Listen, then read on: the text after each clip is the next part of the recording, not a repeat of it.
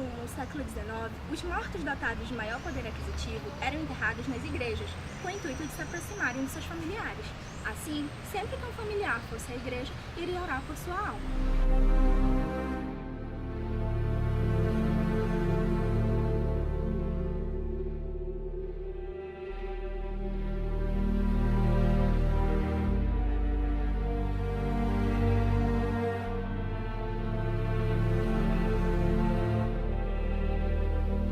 A situação mudou quando as pessoas foram atingidas por um surto de febre amarela, cólera e varíola, que matou cerca de 30 mil pessoas. Em março de 1850 foi aprovado o Regulamento da Soledade, editado por resolução no mesmo ano. Entre os dispositivos dessa resolução estava a obrigatoriedade do sepultamento de todos os mortos dentro dos cemitérios.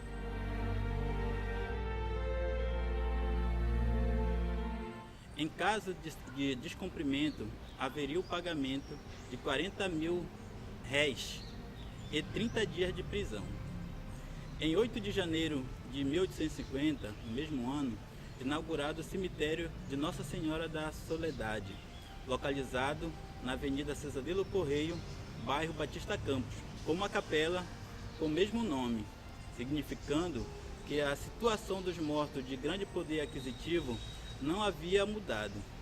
O lugar deles ainda era próximo dos vivos, ou seja, nas igrejas.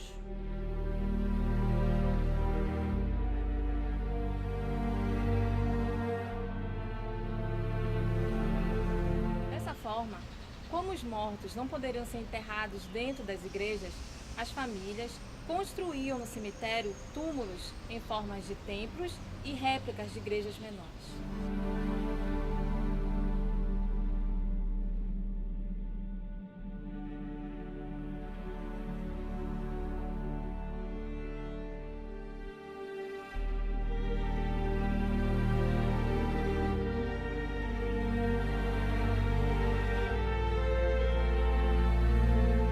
Em 1880, o cemitério foi desativado após uma análise do solo, em que foi caracterizado como solo arenoso e argiloso, considerado impróprio para o fim ao qual ele estava destinado.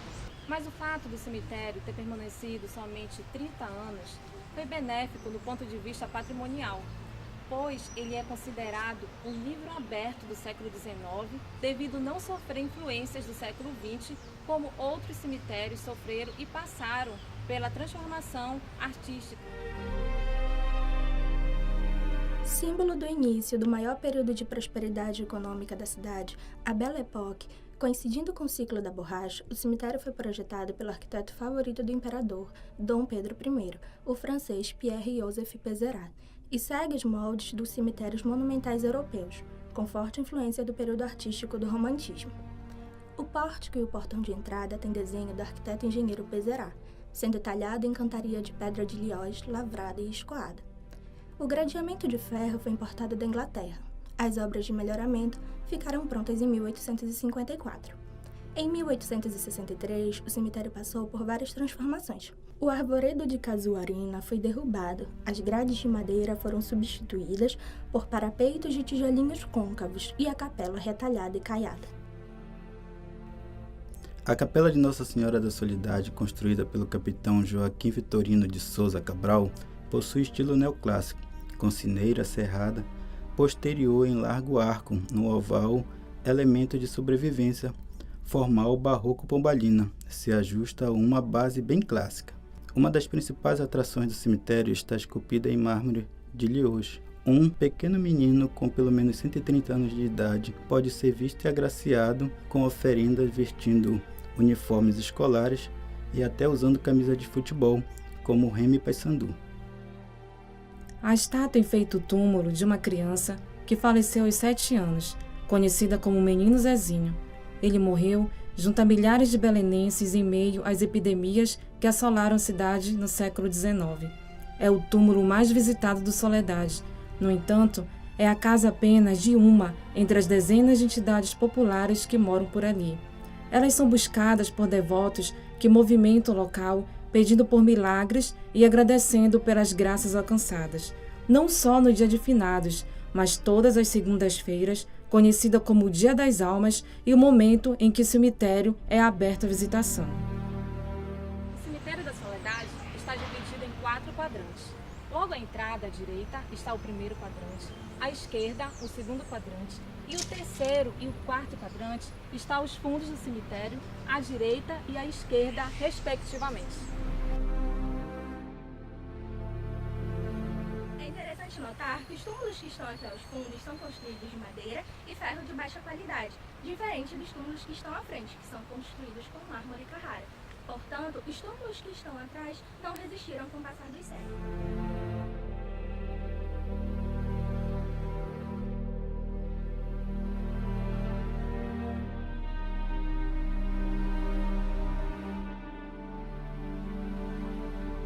Vale ressaltar que a área atual do Cemitério da Soledade não corresponde atualmente nem a 1/3 do tamanho original.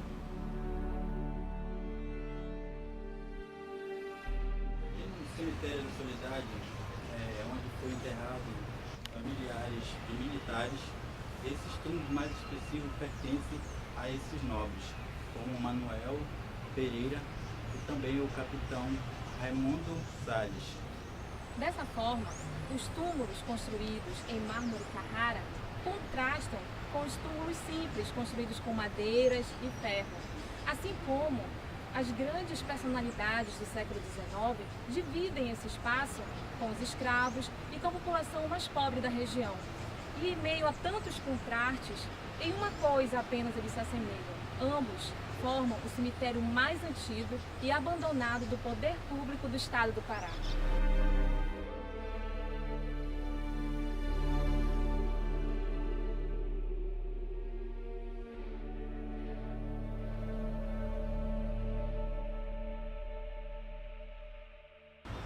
João, o que o turista e a população belenense pode encontrar ao adentrar o Cemitério da Soledade? Primeiro, abandono, descaso, falta de respeito com a nossa memória. O turista, quando vem a Belém, ele se encanta com o cemitério Nossa Senhora da Soledade. Em virtude de ter vários estilos clássicos, enfim, culturais, e que não encontra em qualquer lugar do Brasil. A população em Belém, pelo grande parte dela, pelo fato do desconhecimento da importância de Soledade entre os primeiros cemitérios de Belém, não estão nem aí. Acho que frequentam o que mais reclamam. É mato, é sujeira, é descaso, enfim, depredação, mausoléus quebrados, inúmeros outros fatores. Pela importância que ele tem, pelo peso que ele tem na história de Belém, infelizmente está à míngua. Gestão pública zero.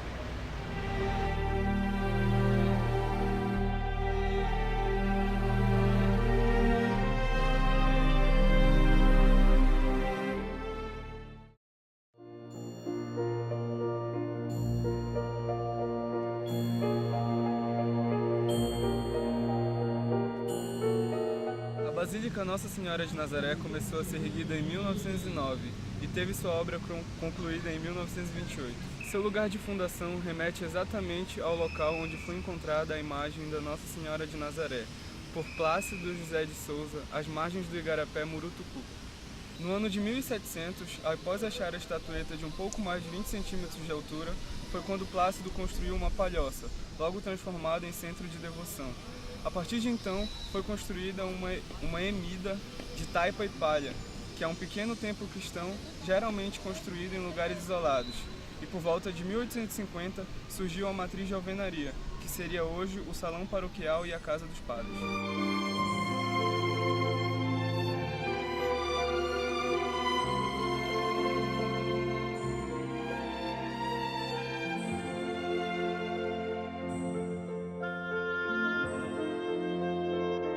Em 1992, o Templo de Nossa Senhora de Nazaré foi colocado no livro do tombo do estado do Pará. Segundo consta em parecer sobre o processo de tombamento da Basílica, os diversos elementos que constituem todo o conjunto arquitetônico definem os mais variados elementos que caracterizam a carga religiosa, a carga cultural que esse belíssimo projeto apresenta. É importante destacar que a Basílica de Nossa Senhora de Nazaré constitui grande importância nacional, tendo em vista a celebração de um dos maiores eventos religiosos do mundo, realizado anualmente no segundo domingo de outubro, o Círio.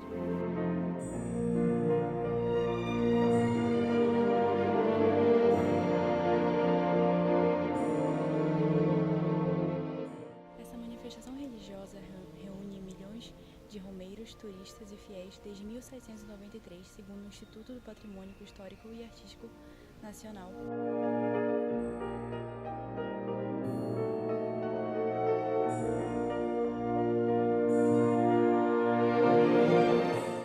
Por isso, em 2013, o Círio foi inscrito na lista representativa de Patrimônio Imaterial Cultural da Humanidade, pela Unesco, o que serve de instrumento de fomento à conscientização e reconhecimento das tradições e fatores fundantes da diversidade cultural. A estatueta original, encontrada pelo caboclo Plácido, permanece na Glória, que é um espaço elevado, adornado por anjos e esplendores durante o ano inteiro e é considerado como um dos lugares mais sagrados da Basílica.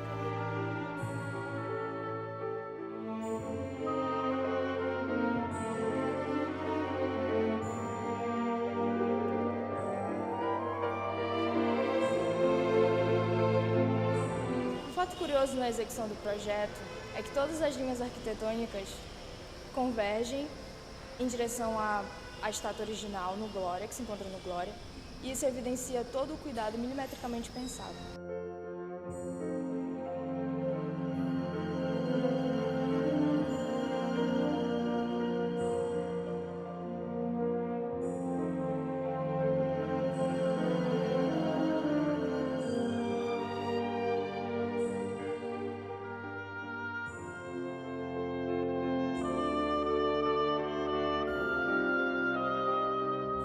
Segundo o Guia da Basílica de Nazaré, de 1978, o padre Luiz Zoya, a alma da construção da Basílica, foi ele quem sugeriu a construção da nova matriz, além de também propor uma planta geral, a redução da Basílica de São Paulo, extramuros em Roma. O arquiteto Gino Copedè e o engenheiro Giuseppe Pedrasso, ambos italianos, auxiliaram o padre e, a partir daí, se desenvolveu os primeiros desenhos e esboços. Com um estilo predominantemente clássico, o templo também é marcado por diversos outros estilos arquitetônicos de origem bizantina, gótica e românica. Isso porque a construção do templo se deu dentro do período do ecletismo, e esse estilo artístico preconizava essa mistura. Ou se construía uma edificação seguindo um único estilo, ou seguia uma mescla de vários. A frente do templo é composta por uma escadaria de pedra de ós, de origem portuguesa. Na fachada se apresentam duas inscrições que ditam, na frase superior, Virgem de Nazaré, Mãe de Deus, e na frase inferior, Salve Rainha Mãe Misericordiosa, ambas em latim.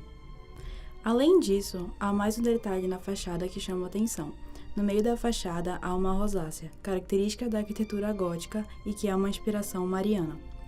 Há uma rosácea similar a esta na Catedral de Notre-Dame, em Paris, que também é uma igreja mariana. Esta rosa simboliza a Virgem Maria. Além disso, há 36 colunas de granito italiano, 54 vitrais franceses, 38 medalhões em mosaico de 1,5 metro de diâmetro, que contam as principais passagens da vida de Nossa Senhora, inclusive aparições, e que dão volta à igreja. 19 estátuas de puro mármore de Carrara e o órgão que contém 3 teclados e 1.100 tubos.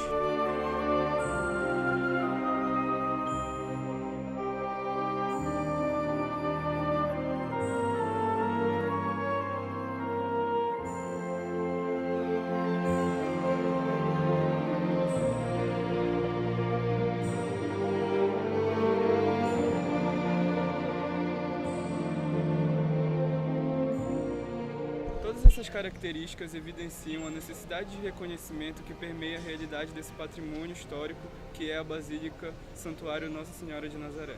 Diante disso, percebemos uma grandiosidade feita do fervor do povo, do bom gosto dos seus idealizadores e da ousadia dos padres da congregação barnabita.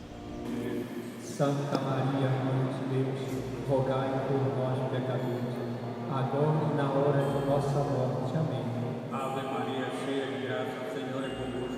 Bendita sois vós entre as mulheres, e bendito é o fruto do vosso ventre, Jesus. Santa Maria, Mãe de Deus, rogai por nós, pecadores, agora e na hora de nossa morte. Amém.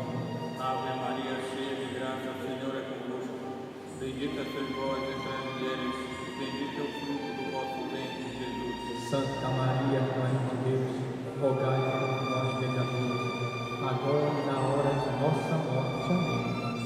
Ave Maria, cheia de graça, o Senhor é convosco. Bendita sois vós entre as mulheres, e bendito é o fruto do vosso ventre, Jesus. Santa Maria, Mãe de Deus, rogai por nós, pecadores, agora e na hora de nossa morte. Amém. Ave Maria, cheia de graça, o Senhor é convosco. Bendita sois vós entre as mulheres, e bendito é o fruto do vosso ventre, Jesus. Santa Maria,